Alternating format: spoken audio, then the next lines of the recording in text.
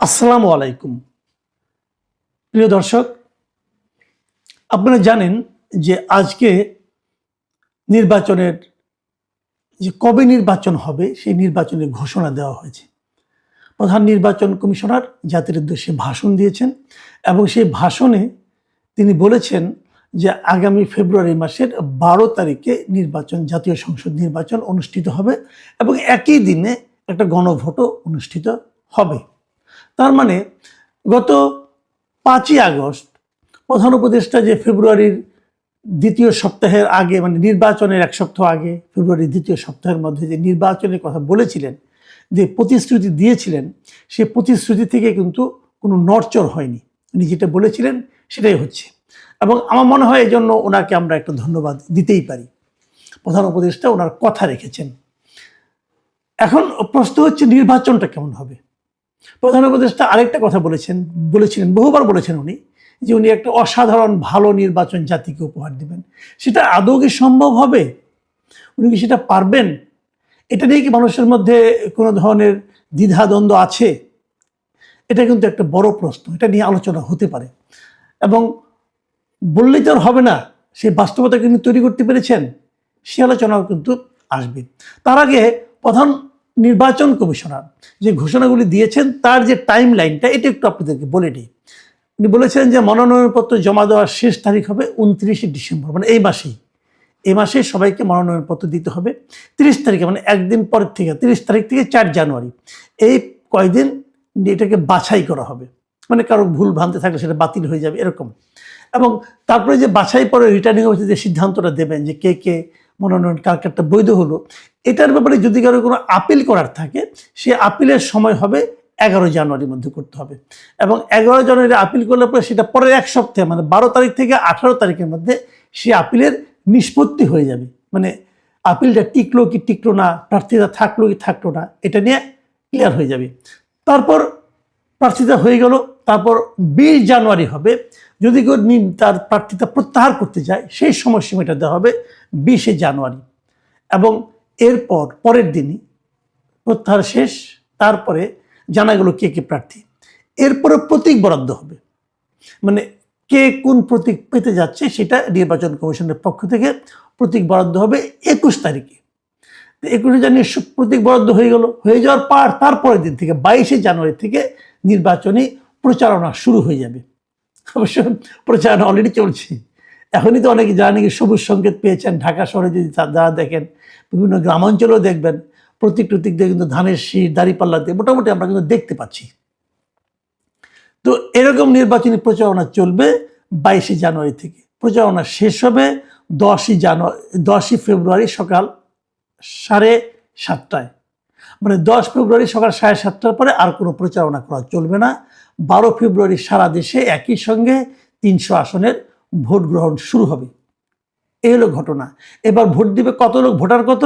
12,76,00,000-এরও বেশি। এর মধ্যে প্রবাসী যারা বাংলাদেশে আছেন তারাও পোস্টাল ব্যালটে ভোট দেওয়ার সুযোগ পাবেন। এখন পর্যন্ত 3 লাখের বেশি প্রবাসী ভোটার ভোট দেওয়ার জন্য তাদের নাম নিবন্ধন করেছেন। এই নিবন্ধন নিয়ে অনেক জটিলতা হয়েছে। অনেকেই বলেছেন খুবই নিম্নমানের একটা অ্যাপ দিয়ে তাদের নিবন্ধন করতে হচ্ছে এবং সেটা নিবন্ধন করতে যে বারবার অ্যাপ কিন্তু তাদেরকে ভোগাচ্ছে, ঘুরছে এরকম করছে, নানা রকম সমস্যা হচ্ছে। আমি জানি না এতদিন পরে একটা পোস্টাল ব্যালটে ভোট দেওয়ার সুযোগ পেল মানুষ, সেই অ্যাপটা কেন অত্যন্ত ভালোভাবে করা হলো না। আমার মনে হয় এখানে কিছু একটা হয়েছে আর কি। যাই হোক, সেটা কী হয়েছে সব ব্যাপারে সন্দেহ করা ঠিক না, কারণ ইতিমধ্যে সন্দেহপ্রবণ হিসেবে আমার বেশ একটা দুর্নাম হয়ে গেছে। আমি নাকি কোনো কিছুতেই খুশি হই না, সব কিছু নিয়ে সমালোচনা করি। যাই হোক, সেটা অন্য প্রসঙ্গ, ওইগুলো আরেকদিন আলোচনা করব।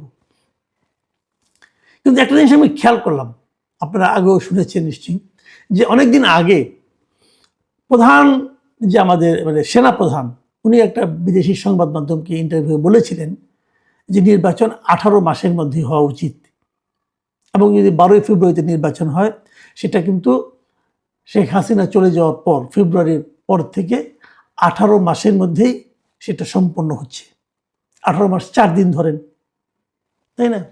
তো এটা আমার কাছে খুব ইন্টারেস্টিং মনে হয়েছে। এটা কাকতালীয় কিনা জানি না, কিন্তু আমার কাছে ইন্টারেস্টিং মনে হয়েছে। যারা অনেকে ভাবেন যে বোধহয় আমাদের সেনাপ্রধানের তেমন কোনো একটা প্রভাব প্রতিপত্তি নেই, হুঙ্কার নেই, গর্জন নেই। অনেকে কিন্তু বলেন যে এটা কি সেনাপ্রধান হইলো, কোনো হুঙ্কার নাই, কোনো গর্জন করে না, কোনো ধমক দেয় না, তাকে এই সমস্ত ছোট ছোট বাচ্চা পোলাপান তাকে নানা রকম সেনাবাহিনীকে নিয়ে নানা রকম আপত্তিকর কথাবার্তা বলে, তবু উনি কিছু বলেন না, তাদের মাফ করে দেন।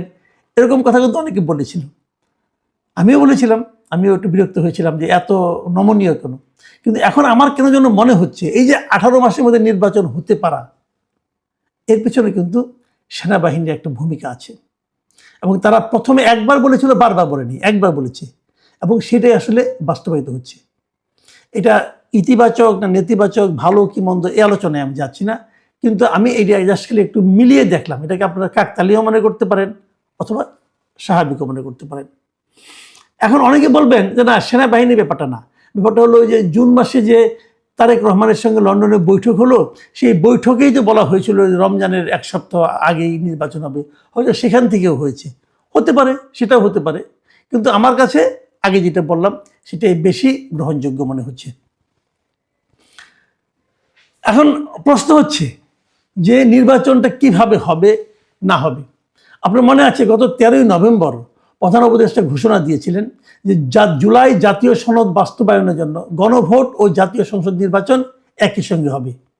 এটা কিন্তু প্রধান উপদেষ্টা বলেছিলেন।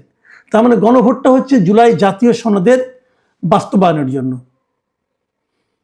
আচ্ছা, একটা প্রশ্ন আমি ফাঁকি করে নিই, আমি নিজেও কনফিউজ, আমি বুঝতেই পারছি না এটা সত্য কিনা। আপনারা কি জানেন এই যে জুলাই জাতীয় সনদ, যার জন্য নাকি সবচেয়ে বেশি ব্যতিব্যস্ত, উদ্গ্রীব এবং আগ্রহী ছিল এনসিপি, সেই এনসিপি কি জুলাই জাতীয় সনদে স্বাক্ষর করেছে?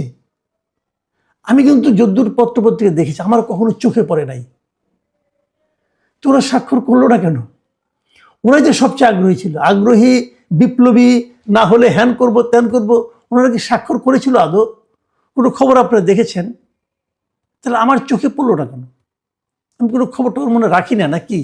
আমি ঠিক বুঝতে পারছি না। আমার কাছে অবিশ্বাস্য লাগছে, কিন্তু আমাকে সত্যি অবিশ্বাস্য লাগছে যে তারা কি তারাই যেটা চাইলো, তাদের দাবির জন্য যেটা হলো, সেটাতে তারাই স্বাক্ষর করলো না।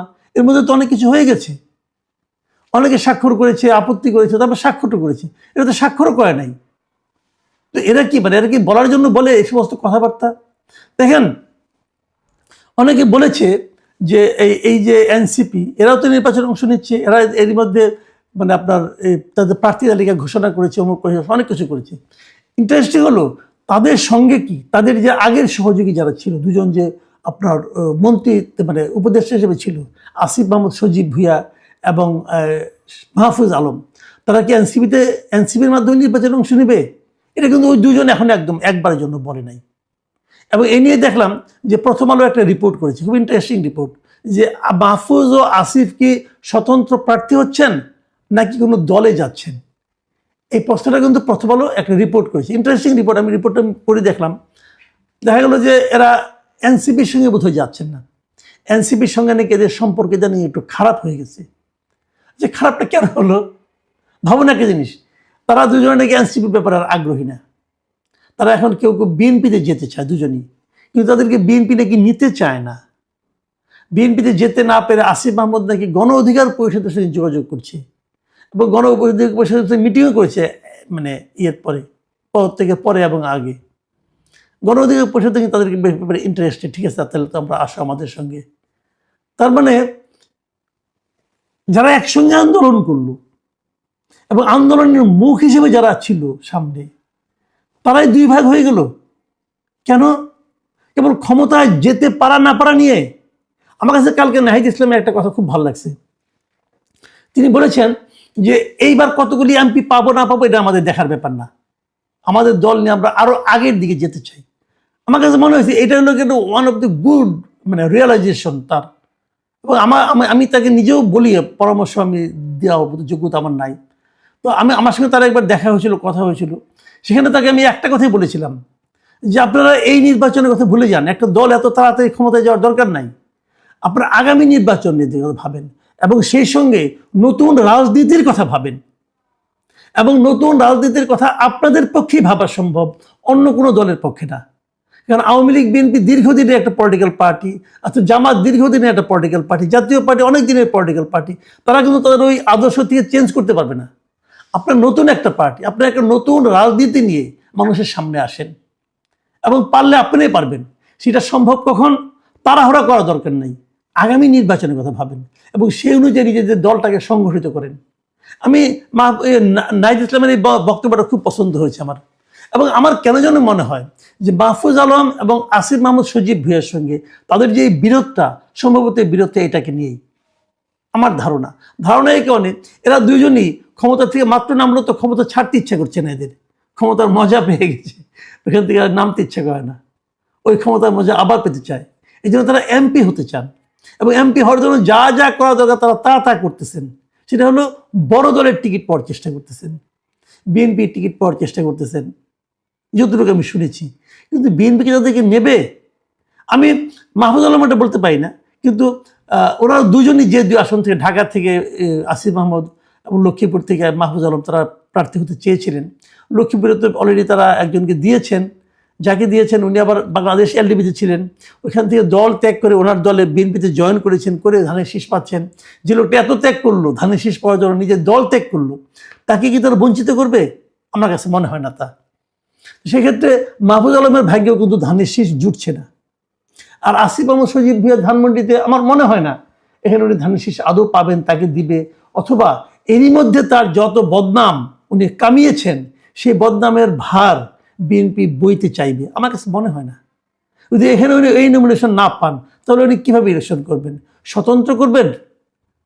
স্বতন্ত্র করলে ভালো, বাংলাদেশে তো অনেকে স্বতন্ত্র ইলেকশন করে, উনিও করুন, দেখা যাক উনি কত ভোট পান, দেখা যাক উনি গত 1.5 বছরে কি এমন কাজ করেছেন যে কাজ দিয়ে উনি জনগণের সামনে গেলে পরে জনগণ হুমড়ি খেয়ে ওনাকে ভোট দেয়, সেটা দেখার জন্য আমরাও অপেক্ষা করতে চাই। আমার আনফর্চুনেটলি আমিও এখানকার ভোটার, তো আমি এখন পর্যন্ত মানে কনভিন্স না যে ওনাকে ভোট দিতে হবে কিনা।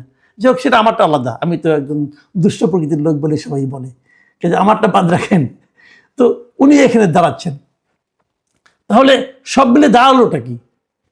মানে আমি একটা জিনিস বুঝি না, যে এই যে লোকগুলো, এই যে দুজন লোকের কথা আমরা বললাম, যে ওনারা কিন্তু আন্দোলন করেছেন একটা উদ্দেশ্য নিয়ে, একটা লক্ষ্য নিয়ে, এক দফার আন্দোলন। কিন্তু প্রথমে কোটা সংস্কার আন্দোলন, সেখান থেকে এক দফার আন্দোলনে তারা গিয়েছেন। যাওয়ার পর এখন ওনারা বিএনপির নমিনেশন চান কিভাবে, আমি এটা বুঝি না। আপনার কোনদিন ছাত্রদল করেছেন? করেননি। কোনদিন বিএনপি করেছেন? তাও করেননি।